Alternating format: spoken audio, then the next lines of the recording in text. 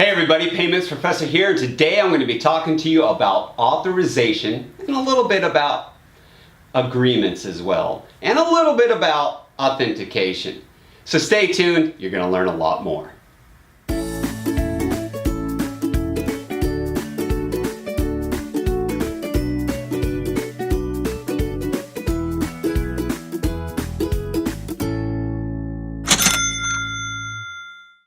Well, I'm going to focus on authorization. Now, what is authorization? Authorization is giving my consent for something to take place. That is the basics of it.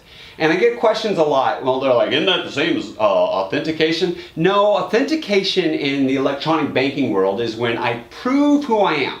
I authenticate who I am. I'm able to log in and show who I am. Whereas authorization means I give authorization. I say it's okay to be able to proceed with something happening. In the world of ACH at least, that's going to be an entry. Now, we have had a series on SEC codes taking place, and we started off talking about what an SEC code is, and one of the big differentiators of what determines what SEC code is being used is the form of how the payment's being collected, being conducted, but more importantly, what is the authorization method? And authorizations can be done in many different ways. In our check conversion series, we talked about notice equals authorization. That you can provide a notice, and that notice is what equals up to authorization. Other ways, sometimes we will see authorization is done in writing. For example, a PPD debit. I know if somebody does a PPD debit, I know that the authorization was conducted in writing. If we look at other SEC codes, like maybe a web, well, a web debit, we don't need an authorization for a web credit. In fact, usually you need an authorization for everything, but there are some specifics where it gets a little bit, let's say, gray area, and you may not need them. But for a web debit, in fact, all debits, we need to have some type of authorization taking place.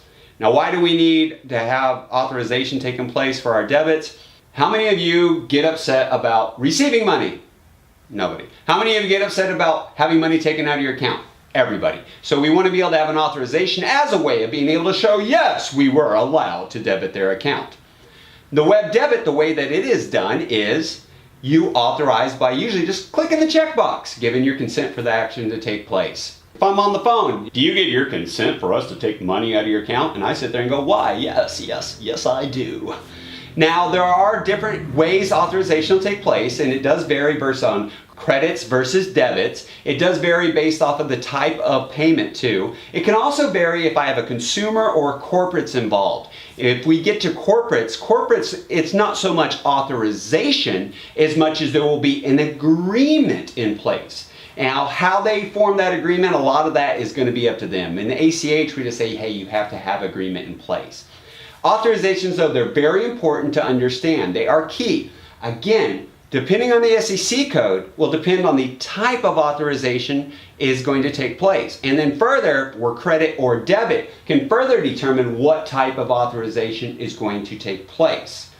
I highly recommend in whatever type of payment you're working with, you understand the authorization process. That concludes today's video. If you have any questions, please put them in the comments below, send me a message, or you can send an email to kevin@paymentsprofessor.com. If you missed any videos, you can always go to the LinkedIn channel or paymentsprofessor.com, the website, to be able to catch up on all of those videos.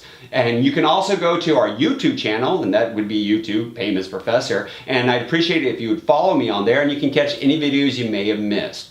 If there's anything else you'd like to see or do or know in electronic banking, let me know. Until then, have a fantastic day.